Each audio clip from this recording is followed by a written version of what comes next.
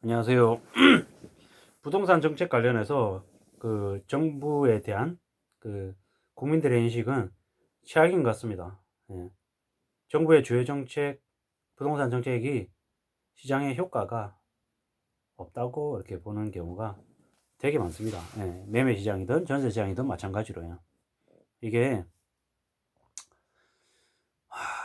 되게 좀 안 좋은 얘기죠. 예.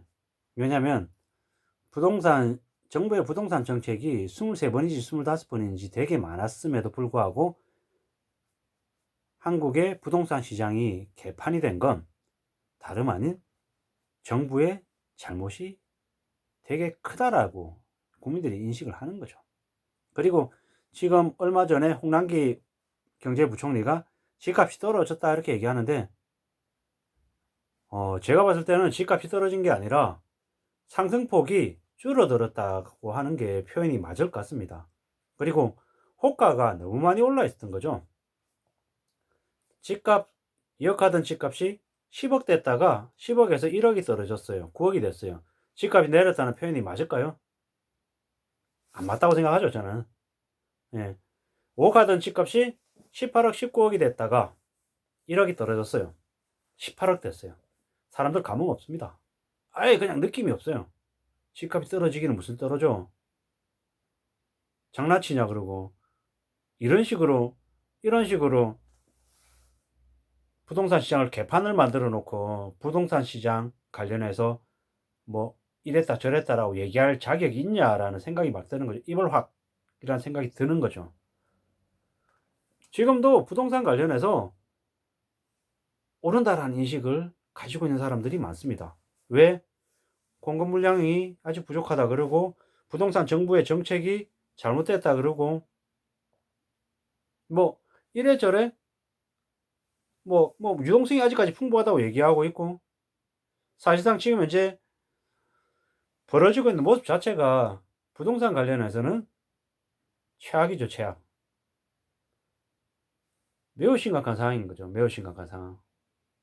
앞으로 어떤 일이 어떻게 벌어질지는 모르겠는 거죠. 얼마나 큰 일이 터질지 사실상 두려운 마음으로 봐야 되는 거죠. 아까 제가 일본의 부동산, 일본의 직장인들, 일본의 청년들이 부동산에 관심을 가지지 않는 이유 중에 부동산 거품에 대한 충격이 되게 컸다고 했잖아요. 전국이 서너 배가 오르고 뭐 도쿄나 오사카 같은 경우에 10배, 11배가 올랐다고 했잖아요. 한국은요? 한국은 거기에 비하면 좀 덜하니까 괜찮아 이렇게 얘기할 수 있습니까? 2억짜리 집이 10억 됐어요. 몇 배입니까? 5배입니다. 5배요. 5억짜리 집을 20억 만들어 놨어요. 4배입니다. 4배, 5배. 일본이 전국이 3배가 올랐다, 4배가 올랐다 이렇게 해가지고 그 거품 때문에 혹독한 그 부동산 버블 붕괴에 대한 고통을 겪었잖아요. 한국은요? 한국 똑같죠. 뭐. 한국 뭐가 다릅니까? 다를 리가 있습니까? 다를 리 없는 거죠. 그냥 똑같다라고 그냥 저는 보여지는 거죠.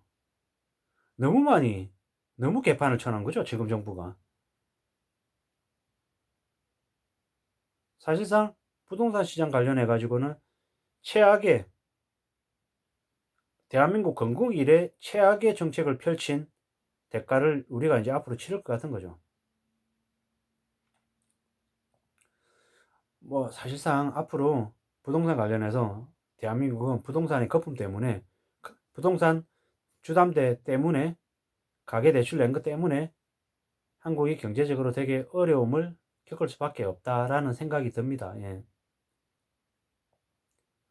제 친구들도 뭐 주변에 뭐 다섯 채, 세 채 막 종부세 내는 사람들이 막 있다고 하는 거 보면 뭐지?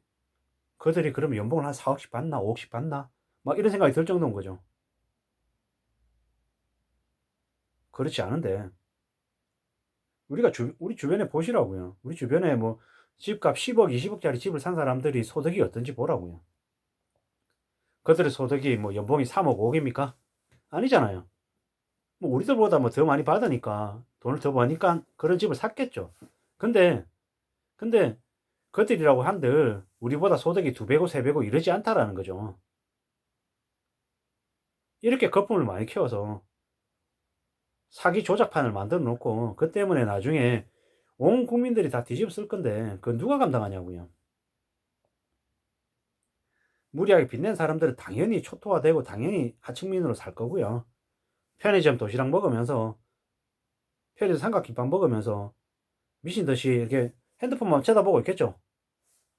배달앱 배달 건수 뜨면 쫓아가 가지고 또 배달해야 되니까 오토바이 타든 자전거 타든 뛰어다니든 아니면 뭐 대리운전 하든 그러면서 살겠죠. 그게 생활이겠죠. 그게 현실이 되겠죠.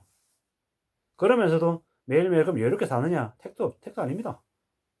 고스란히 이제 은행에다 돈 다 갖다 바치고 나면 남는 돈 없어서 그렇게 뺑이 치면서 일을 해도 생활은 엉망될 거죠. 다른 사람들 인간관계가 제대로 될까? 뭐 강력범죄 차고 넘치겠죠. 왜? 당장 내가 못 먹고 사니까 뭐 좀 도둑되는 거고 사람들 약 좀 잡아가지고 돈 뜯으려고 할 거고 세상 이제 인심들이 이제 엉망되는 거죠. 너무 개판을 만들었어요. 너무 개판을. 그래 놓고 지금도 공급이 부족하다 그러는데 다른 한편에서는 빈집 천지잖아요. 왜 빈집세 시행을 안 하는 거죠? 지금 정부는? 빈집세 시행하고 공급 부족하다면서요. 근데 공급이 뭐 갑자기 뭐 1년 안에 2년 안에 막 대량 안 되잖아요. 시간이 걸리는 거잖아요. 그럼 당장은요. 차라리 그럴 거면 지금 당장 빈집세 바로 시행하든지요. 빈집 없애야죠. 새 아파트에 집은 비어 있고 한쪽에서는 전세 올린다고 난리고 전세가 올라가고 월세 올라가고 이게 뭐하는 짓이냐고요. 자원 낭비잖아요. 그래 놓고 다른 쪽에서는 시세 이렇게 14억 15억 만들어 놓고 아파트 신규 분양에 7억입니다 9억입니다 10억입니다 이러고 있고 불과 5년 전하고 비교했을 때 분양 가격이 너무 많이 올랐잖아요. 어떻게 삽니까? 뭐 우리가 뭐 돈 벌어 가지고 뭐 부동산 말고 뭐 다른 게 할 게 없냐고요. 먹고 살아야 되는데 부동산을 너무 거품을 심하게 해놨어요. 제대로 못 살게 만들어놨어요. 이게 나라냐는 생각이 막 드는 거죠. 이러니까 정권 교체 얘기가 나오는 거고 지금의 정부에 대한 원성이 하늘을 찌르는 거죠. 저러라고 대통령을 뽑아줬나 싶기도 하고 욕이 나오는 거죠. 아니 어떻게 이명박 박근혜 정부 기간 두 명의 대통령이 있던 기간에 108조, 170조, 350조가 늘었는데 문재인 정부 기간에 404조가 납니까? 404조인지 414조인지. 그래 놓았는데도 지금 대통령이 되겠다고 하는 사람들은 적자 재정해가지고 빚 또 내겠다고 얘기하는데 이게 말입니까? 아니 지금 한국이 처해 있는 상황이 매우 심각하잖아요. 보통이 아니잖아요. 너무 심각한데 뭐 지금 이제 뭐 집값 5% 떨어지면은 지방에서 주담대 끼고 저가주택 구입한 가구 중에 5%가 대출 상환에 어려움을 겪을 수 있다는데 매우 심각한 얘기인데요.